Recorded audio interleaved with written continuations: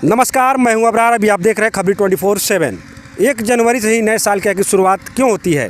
1 जनवरी को कई देशों में नया साल मनाया जाता है, लेकिन बहुत से लोगों को यह पता नहीं है कि सदियों तक 1 जनवरी को नया साल नहीं होता था। कभी 25 दिसंबर तो कभी 25 मार्च से साल की शुरुआत होती थी। तो आइए जानने की कोशिश करेंगे कि 1 जनवरी को नए साल की शुरुआत हुई तो कैसे हुई। 715 ईस्वी पूर्व से लेकर 673 ईस्वी पूर्व तक नुमा पोपिलस रोम का राजा था। उसने रोमन कैलेंडर में कुछ बदलाव किया। कैलेंडर में मार्च की जगह जनवरी को पहला महीना माना गया। दरअसल जनवरी का नाम जानूस पे पड़ा है, जिसे रोम में किसी भी चीज़ की शुरुआत करने की देवता को कहते हैं। वहीं मार्च नाम मार्च से लिया गया है, जिसे युद्ध का देवता माना जाता है। इसलिए नुमा ने जनवरी को पहला महीना बनाया, और क्योंकि इसका अर्थ की शुरुआत भी वैसे हुआ। वैसे इस कैलेंडर में 10 महीने होते थे साल में, और एक साल में 310 दिन उन दिनों एक सप्ताह भी 8 दिनों का होता था। 153 ईस्वी पूर्व तक 1 जनवरी को आधिकारिक रूप से रोमन वर्ष की शुरुआत घोषित नहीं किया गया था। आखिर जूलियन कैलेंडर क्या है? रोम के राजा जूलियन सीजर ने रोमन कैलेंडर में कुछ बदलाव किए, लेकिन जनवरी को ही पहला महीना रखा। उसने ही 1 जनवरी से नए साल की शुरुआत की। जूलियन कैलेंडर में नई गणनाओं के आधार पर साल का 12 महीना माना गया। जूलियन सीजर ने खगोल विदों से संपर्क किया और गणना किया।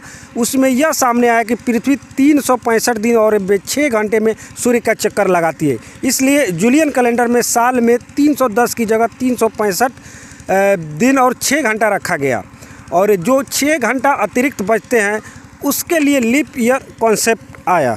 आखिर 25 मार्च और 25 दिसंबर को नया साल क्यों मनाया जाता था? पहले रोमन साम्राज्य के पतन के बाद 5वीं सदी में कई क्रिश्चियन देशों ने जूलियन कैलेंडर में बदलाव किए। वह उसको अपने धर्म के अनुसार परिवर्तन की कोशिश भी की है। कुछ ने अपनी धार्मिक मान्यता के मुताबिक 25 मार्च तो कुछ ने 25 दिसंबर को नया साल मनाना शुरू किया। ईसाई मान्यता के मुताबिक 25 मार्च को ही ईश्वर के विशेष दूत गौरियल ने आकर मैरी को संदेश दिया था कि वह ईश्वर के अवतार ईसा मसीह को जन्म देंगी। तो वहीं 25 दिसंबर को ईसा मसीह का जन्म भी हुआ। इसको लेकर के बहुत से लोगों का ये भी कहना था कि 25 दिसंबर को ही ईसा मसीह का जन्म हुआ, तो 25 दिसंबर को ही साल की शुरुआत हो। और 25 मार्च के बाद तो जो विशेष दूत जो ईश्वर के थे गौरियल, उन्होंने आकर के मैरी को संदेश दिया, वो 25 मार्च था।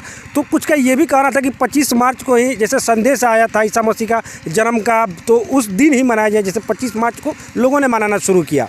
अब बात करते हैं गोरियन कैलेंडर की। तो बाद में यह पाया गया कि जूलियन कैलेंडर में लीप ईयर को लेकर के कुछ त्रुटि है। सेंट विड नाम करके एक धर्म गुरु ने बताया कि एक साल में 365 और 6 घंटे की जगह 365 दिन 5 घंटा और 46 सेकेंड होते हैं।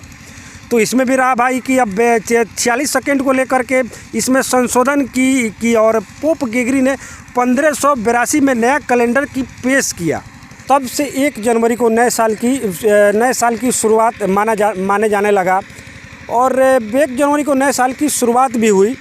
आखिर ये ग्रेगरी कैलेंडर को कब अपनाया गया, उसके बारे में थोड़ा जानने की कोशिश करेंगे।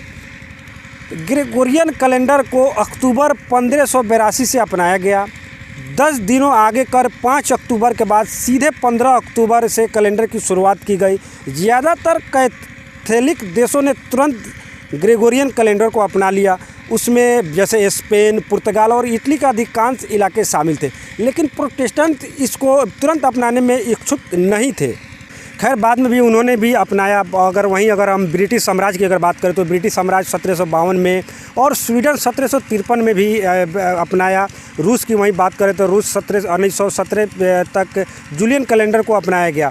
रूसी क्रांति के बाद वहाँ ग्रेगोरियन कैलेंडर अपनाया गया, और जबकि जूलियन कैलेंडर 1923 तक चलता रहा। वहीं अगर हम भारत की बात करें तो 1752 में ग्रेगोरियन कैलेंडर भारत में भी अपनाया गया।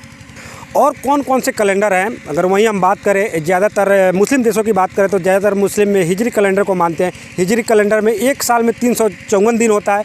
वहीं अगर हम भारत की बात करें तो भारत का आधिकारिक कैलेंडर शक कैलेंडर है, जिसे 22 मार्च 1957 में अपनाया गया था, और इसका पहला महीना चैत होता है, और साल में 365 दिन होता है। और वहीं हम ईरान और अफ़गानिस्तान की बात करें तो ईरान और अफ़गानिस्तान में पार्शियन कैलेंडर का इस्तेमाल होता है। आज के लिए बस इतना ही।